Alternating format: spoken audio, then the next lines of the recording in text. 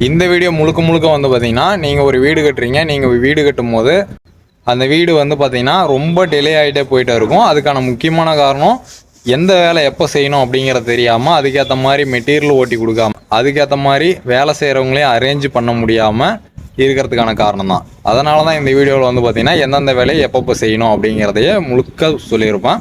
இந்த வீடியோ வந்து பார்த்தீங்கன்னா ஒரு 6 நிமிஷம் இருக்கும். ஆயுள் முழுக்க வாழ போகிற ஒரு வீட்டுக்கு 6 நிமிஷம் செலவு பண்ணி இந்த வீடியோ பார்க்குறது ஒன்றும் தப்பு கிடையாது. வீட்டை வந்து எவ்வளோ சீக்கிரம் முடிக்க முடியுமோ அதுக்கான ஒரு பெட்டரான ஒரு ஐடியா கிடைக்கும். ஃபஸ்ட்டு உங்களுக்கு ஒரு லேண்ட் இருக்குது. அந்த லேண்டுக்கு வந்து பார்த்திங்கன்னா உங்கள் இன்ஜினியர் வந்து பார்த்திங்கன்னா அதுக்கு ஒரு பிளான் கொடுப்பாரு. அந்த பிளானுக்கு ஏற்ற மாதிரி பில்லர் எங்கெங்கே வருது அதுக்கேற்ற மாதிரி மார்க் பண்ணி ஃபஸ்ட்டு குழி எடுப்பாங்க. குழி எடுத்ததுக்கப்புறம் ஒன்றரை ஜல்லி வந்து பிசிசி போட்டு அதுக்கப்புறம் இந்த மாதிரி கம்பி கட்டி பில்லர் நிறுத்தி கீழே வந்து புட்டிங் காங்கிரட்டுன்னு சொல்லுவாங்க.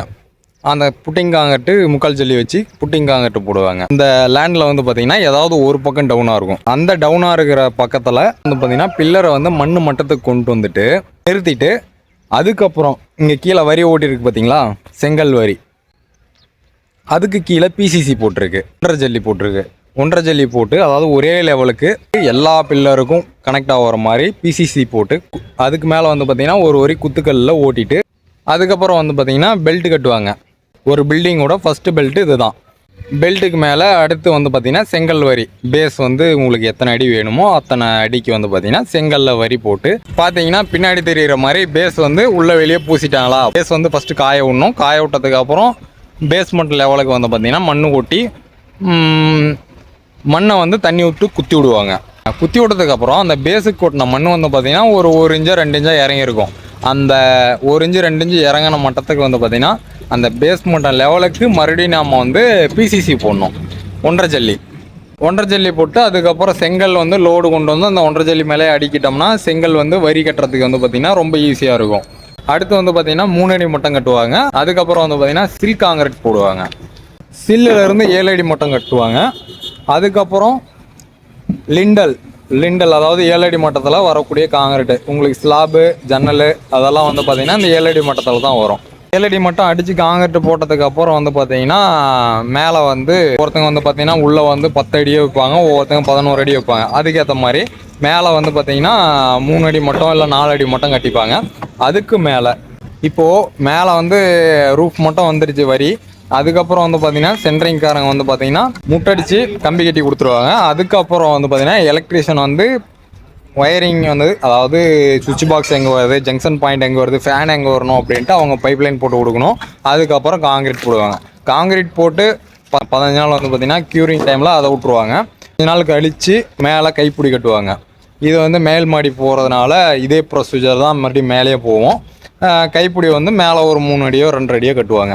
அதுக்கப்புறம் அந்த 15 நாள் கேப்பில் வந்து பார்த்திங்கன்னா வாசகால் ஜன்னல் மறுபடியும் உள்ளே வந்து செவுத்துக்குள்ளே பைப்லைன் காடி சுவிட்ச் பாக்ஸு இதெல்லாம் வைக்கணும். அதுக்கப்புறம் தான் வந்து பார்த்திங்கன்னா உள்ளே பூச்சி வேலையை ஆரம்பிக்க முடியும். அதுக்கப்புறம் பெயிண்டரை உள்ளே பூசினதுக்கப்புறம் பாத்ரூம்லாம் பூசி முடிச்சிருப்போம். பாத்ரூம்லாம் பூசி முடிச்சதுக்கப்புறம் பாத்ரூமில் வந்து பார்த்திங்கன்னா பைப்லைன் காடியெல்லாம் எடுப்பாங்க. காடி எடுத்து பார்த்திங்கன்னா வெளியே தள்ளி விட்டுருவாங்க.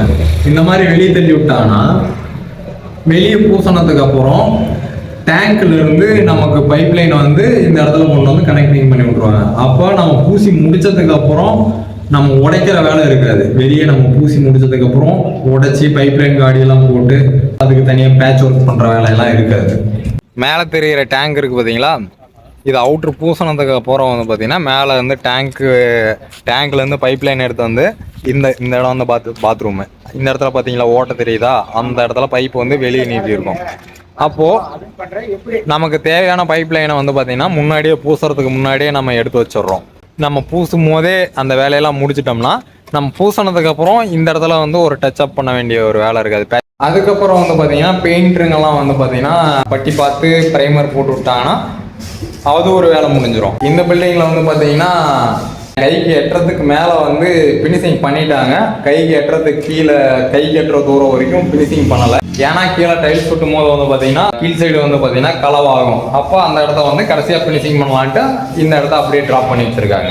அதுக்கப்புறம் வந்து பார்த்தீங்கன்னா எலக்ட்ரீஷியனை விட்டு ஒயரிங் மட்டும் பண்ணி வைக்கலாம். ஒயரிங் பண்ணி வச்சதுக்கப்புறம் சுவிட்ச் பாக்ஸ் கடைசியாக கூட முறிக்கும். அப்புறம் அதே டைமில் அவுட்டர்லேயும் வந்து பார்த்தீங்கன்னா பெயிண்டிங் ஒர்க்கை முடிச்சு விட்றலாம்.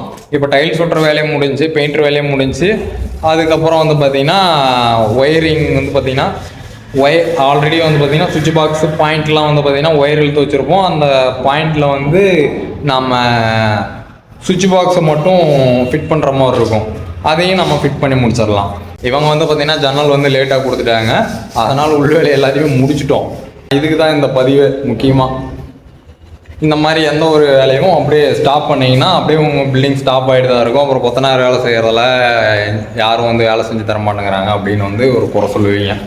இந்த பட்டி பார்த்துட்டு இருக்கும்போது மேலே சீலிங் வேலை முடிஞ்சிருச்சுன்னா போதும், டைல்ஸ் ஒட்டுறவங்களும் அதுக்கப்புறம் ஒட்டலாம். ஏன்னு கேட்டிங்கன்னா ஃபஸ்ட்டு நம்ம டைல்ஸ் ஒட்டிட்டோம்னா பட்டி பார்க்குற பெயிண்டர் வந்து பார்த்தீங்கன்னா குதிரை வச்சு முன்ன பின்னா வந்து அதை வந்து பட்டி பார்க்கறதுக்கு நகர்த்திட்டு இருப்பாங்க. அப்போ வந்து அந்த டைல்ஸ் வந்து ஸ்க்ராட்ச் ஆகிறதுக்கான வாய்ப்பு இருக்குது. அப்படி அந்த டைல்ஸ் ஸ்க்ராட்ச் ஆகக்கூடாதுன்னா பிஓபி அப்படின்னு சொல்லக்கூடிய ஒரு இது இருக்குது. அதை வந்து பேப்பரை போட்டு அந்த டைல்ஸ் மேலே ஊற்றி விட்ருவாங்க. அப்படியும் பண்ணலாம். இப்போ வந்து பார்த்தீங்கன்னா உள்ளே பட்டி பார்க்குறது எல்லாமே கம்ப்ளீட் ஆயிடுச்சு. அதுக்கப்புறம் வந்து பார்த்தீங்கன்னா ஒயரிங் வேலையும் எல்லாமே முடிஞ்சு, சுவிட்ச் பாக்ஸ் வரைக்கும் முறுக்கிட்டாங்க, டைல்ஸ் எல்லாமே ஒட்டி முடிச்சுட்டாங்க.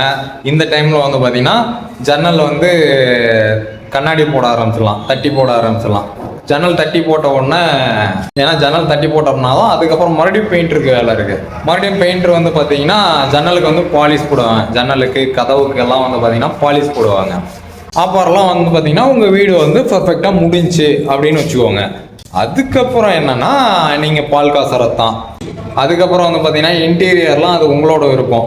டைல்ஸ் ஒட்டினதுக்கு பட்டி பார்த்து டைல்ஸ் எல்லாம் ஒட்டினதுக்கப்புறம் தான் இன்டீரியர் ஒர்க்கே பண்ணுவாங்க. அதுக்கப்புறம் இன்டீரியரில் எதனா சுவிட்ச் பாக்ஸ் வந்துச்சுன்னா அது சுவிட்ச் ஃபிட் பண்ணும்போது பாயிண்ட்டு சுவிட்ச் எல்லாம் ஃபிட் பண்ணும்போது அந்த இன்டீரியர்லேயும் வந்து பார்த்தீங்கன்னா ஃபிட் பண்ணி கொடுத்துருவாங்க.